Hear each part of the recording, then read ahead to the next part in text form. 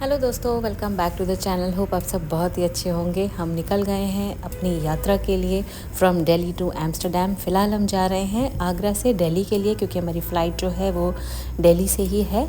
और देख सकते होंगे आप लोग, हम लोग सब टीका लगा कर निकले हैं, क्योंकि हमारे इंडियन ट्रेडिशन में ना, जब भी कभी कोई लंबी जर्नी पे निकलते हैं तो घर से सब लोग टीका लगा कर ही भेजते हैं। तो बस हम पहुंच गए हैं दिल्ली। आपको दिल्ली पुलिस का बोर्ड दिख रहा होगा यहाँ। और अब हम यहाँ से पहुँचेंगे एयरपोर्ट। समहाउ है ना, दिल्ली मुझे हर बार पता नहीं क्यों बहुत ज़्यादा सुंदर लगता है। मेरे करियर की शुरुआत दिल्ली से ही हुई थी, तो मुझे समहाउ बहुत ज़्यादा कनेक्शन लगता है दिल्ली से। और एयरपोर्ट के पास का एरिया तो सच में बहुत ही ज़्यादा ब्यूटीफुल बना रखा है, और हर बार बहुत अच्छे से है ना मेंटेन्ड भी मिलता है समहाउ। अगर ऐसे ही सारा दिल्ली शहर मेंटेन रहता तो कितना अच्छा रहता ना। तो ये हैं सुबह की पिक्चर्स। हम लोग 5 बजे निकले थे, उस टाइम पे थोड़ी बहुत हमने पिक्चर्स क्लिक किए थे। और ये हैं लास्ट ईयर की कुछ पिक्चर्स जो मैंने आप लोगों के साथ में शेयर नहीं की थी। और लास्ट ईयर भी हमारे पास काफ़ी कुछ लगेज हो गया था, पूरे 6 बड़े बैग और बहुत सारे छोटे बैग्स हो गए थे।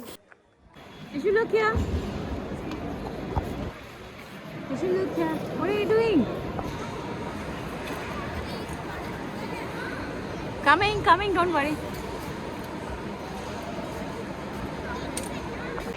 तो निकल आए हम एम्स्टर्डम की अपनी जर्नी शुरू करने के लिए। We are at the Delhi airport. और हम सुबह 5 बजे घर से निकले थे, क्योंकि हम आगरा से दिल्ली आए पहले। सो अराउंड 4 घंटे हमें on the way, on the road लगा। और उसके बाद में चेक इन वगैरह में बहुत टाइम गया। With the baby it's helpful, क्योंकि आपको इजी चेक इन की फैसिलिटी मिल जाती है। एक प्रायोरिटी चेक इन की फैसिलिटी होती है अगर आपके पास में भी बेबी है, और अगर आप ट्रैवल कर रहे हैं बेबी के साथ में, तो you can definitely ask for the priority check in. ये मैंने पहले भी अपने 2 ट्रैवल ब्लॉग्स में बताया है। अभी टाइम हो रहा है 11:35, और थोड़ी देर में बस बोर्डिंग शुरू हो जाएगी। And we will reach Amsterdam in the evening. 5:20 हम पहुंच जाएंगे। फिर से हम एयर इंडिया से ही ट्रैवल कर रहे हैं। लास्ट टाइम का एक्सपीरियंस हमारा थोड़ा सा ख़राब था। इनफैक्ट थोड़ा नहीं, बहुत ज़्यादा ख़राब था। मैं वो एक डिटेल वीडियो ज़रूर बनाऊंगी। इस बार हमने फिर से एयर इंडिया से ही ट्रैवल करने का सोचा, बिकॉज़ डायरेक्ट फ़्लाइट है, और डायरेक्ट फ़्लाइट में थोड़ा सा ईजी रहता है बच्चों के साथ में। 7 आवर्स की फ़्लाइट है, 7 आवर्स कुछ मिनट्स की, तो थोड़ा सा ईजी रहता है। क्योंकि अगर ले ओवर वगैरह में बच्चे थोड़े से परेशान हो जाते हैं। सो बस जैशु थोड़ा सा सो चुकी है, हम भी थोड़ा सा कार में ना रेस्ट कर चुके हैं टैक्सी में। और अब हम जाएंगे घर 1 महीने and I think 1 week more. We were here for 5 weeks हम लोग, मैं अने और जैशु। तो लेट्स सी घर कैसा मिलेगा। वैसे वहाँ धूल वगैरह का कोई प्रॉब्लम नहीं होता है, तो एटलीस्ट क्लीननेस तो अच्छी मिलेगी। घर बंद है तो कहीं से भी है ना, जैसे अपने इंडिया के घरों में कैसा रहता है, कहीं से थोड़ा बहुत डस्ट ज़रूर जाती रहती है अंदर। सो आई डोंट थिंक ऐसा रहेगा, क्योंकि यूएस में हमने इतने बार ट्रैवल किया, अंदर कुछ भी डस्ट वगैरह नहीं रहती थी। बट हाँ, इतने टाइम के बाद में आप अपने घर में जाओगे ना, तो डेफिनेटली क्लीन करके ही आप कुछ भी रूटीन की शुरुआत कर सकते हैं। सो लेट्स सी अभी कैसी रहेगी ये वाली एयर इंडिया की हमारी जर्नी, वो भी मैं आपके साथ शेयर करूँगी। तो जब भी आप छोटे बेबी के साथ में ट्रैवल करें ना, तो उनका मेक श्योर करें कि स्ट्रोलर आप साथ में लेकर आएँ, और कुछ ना कुछ ऐसा स्नैक आइटम ऊपर के पॉकेट में ज़रूर रखें जिससे आप उनको एंगेज कर सकें। तो जैशु के लिए भी मैंने थोड़ा बहुत स्नैक्स घर का बना हुआ रखा था, इससे वो आराम से एंगेज रही। उसकी वाटर बॉटल में भी बहुत बिजी रही वो। तो फ़्लाइट के अंदर जाने के पहले बेबी को चेंज कर दीजिए, क्योंकि फ़्लाइट में बहुत ही ज़्यादा कंजस्टेड टॉयलेट होता है, और यहाँ एयरपोर्ट के टॉयलेट्स आर सफिशेंटली बिग। और बेबी चेंजिंग स्टेशन भी। Good morning. This is a gate change announcement for India's travel flight AI. अगर आप बच्चों के साथ में ट्रैवल कर रहे हैं तो प्लीज़ मेक श्योर कि यू ट्रैवल लाइट, क्योंकि है ना ऊपर हमारे पास बहुत सारा लगेज हो जाता है। तो हमने most of the luggage check in bags में ही डाल दिया है, और हमारे पास सिर्फ एक लैपटॉप बैग है, and there is another diaper bag जो मैंने जैशु के कपड़ों के लिए, थोड़ा बहुत स्नैक आइटम के लिए रखा है। And finally we are settled. फ़िलहाल तो स्क्रीन चल रही है, अब आगे देखते हैं बाकी सारी स्क्रीन्स चलती हैं या नहीं। लास्ट टाइम का हमारा एयर इंडिया का एक्सपीरियंस बहुत ज़्यादा ख़राब था, इसलिए देखिए अने को बहुत टेंशन हो रही थी कि पता नहीं स्क्रीन चलेगी या नहीं चलेगी। जैसे लास्ट टाइम ना पूरा टाइम वो स्क्रीन के लिए बोर होता रहा, उसको बिल्कुल भी स्क्रीन टाइम नहीं मिला। और ये घर से थोड़ा सा स्नैक पैक किया था मेरी मदर इन लॉ ने और मेरी देवरानी ने। ये कचौड़ियाँ हैं, और बच्चों के लिए ना पास्ता पैक किया था। सिंपल सा पास्ता है लेकिन टेस्टी बहुत था। तो अने को मैंने थोड़ा सा स्नैक्स अभी खिला दिया है, और जैशु को भी खिला पिलाकर सुला दिया है। We request that as a class guest not to place personal items like cell phones and other electronic devices if you are travelling with the baby under 2 years तो प्लीज़ मेक श्योर कि आप बैसिनेट seat book कर लें। और हमारे booking के पहले ही बैसिनेट seats जो थी वो बुक हो चुकी थी। मोस्टली फ़्लाइट में 3 बैसिनेट सीट्स होती हैं, इस फ़्लाइट में 2 थी, तो दोनों ही सीट्स बुक हो चुकी थी। या आप उस टाइम पर बेबी को फ़ीड कराइए, या तो बॉटल फ़ीड या ब्रेस्ट फ़ीड, जिससे कि उनके कानों में ना बिल्कुल भी प्रॉब्लम ना हो, क्योंकि लैंडिंग्स के टाइम पे, टेक ऑफ्स के टाइम पे ना बहुत ज़्यादा बच्चों को कानों में बहुत ज़्यादा प्रॉब्लम होती है। तो प्लीज़ मेक श्योर कि आप उस टाइम पर फ़ीड कराते रहें या फिर लैच कराते रहें।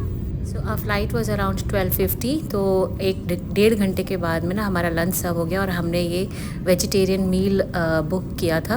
अगर आप भी वेजिटेरियन हमारी तरह, तो प्लीज़ मेक श्योर कि आप एशियन मील बुक करें, क्योंकि हमें ये फ़्लाइट अटेंडेंट नहीं बताया है कि एशियन मील जो होती है ना वो वेगन नहीं होती है, और हमने बाई चांस ये वेगन मील बुक कर लिया है।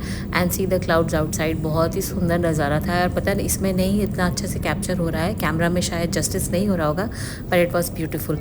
अच्छा, और एक और मैं आपको बात सजेस्ट करूँगी, अगर आप छोटे बेबी के साथ में ट्रैवल कर रहे हैं तो प्लीज़ मेक श्योर आप छोटे छोटे से उनके खेलने के लिए या इंगेज करने के लिए ना आइटम्स लेकर आएँ। जैसे मैं ये एक छोटी सी टॉवल लेकर आई थी, हैंड टॉवल, इससे जशु बहुत टाइम तक इंगेज रही। आप चाहें तो टिश्यू पेपर का भी यूज़ कर सकते हैं। बस प्लीज़ मेक श्योर कि आप उस टाइम पर उन पर ध्यान ज़रूर दीजिए, नहीं तो वो उसको गल्प कर लें, which might not be safe for the babies.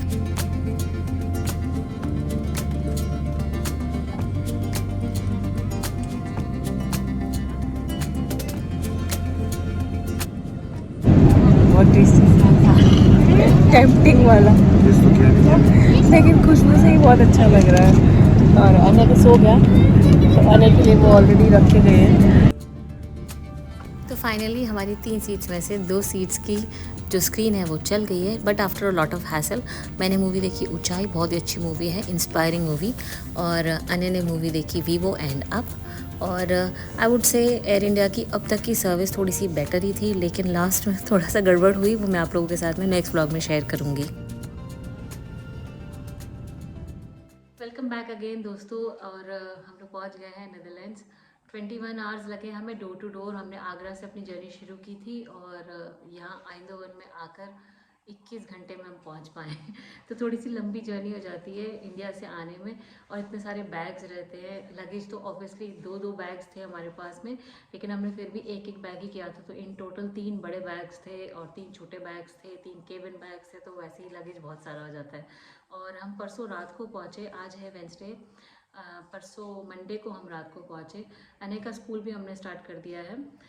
यहाँ पर ना स्कूल का थोड़ा सा सिस्टम अलग है, एजुकेशन है ना काफ़ी स्ट्रिक्ट है गवर्नमेंट की तरफ से ही, और ऐसे कभी भी है ना एब्सेंट नहीं कर सकते बच्चे को, स्पेशली लॉन्ग वेकेशन के लिए तो पॉसिबल ही नहीं है। और हम suddenly mid of the session गए थे, तो स्कूल से हमने अने को अनरजिस्टर कराना पड़ा था, मतलब उसका रजिस्ट्रेशन हटवाया और उसके बाद में उसको वापस से रजिस्टर कराना पड़ा, क्योंकि स्कूल में अगर बच्चा रजिस्टर रहेगा और स्कूल में अगर नहीं जाएगा तो गवर्नमेंट की तरफ से, यहाँ जो गेमेंटे है वहाँ की तरफ से हमको लेटर्स आने शुरू हो जाते हैं, मेल्स आने शुरू हो जाते हैं।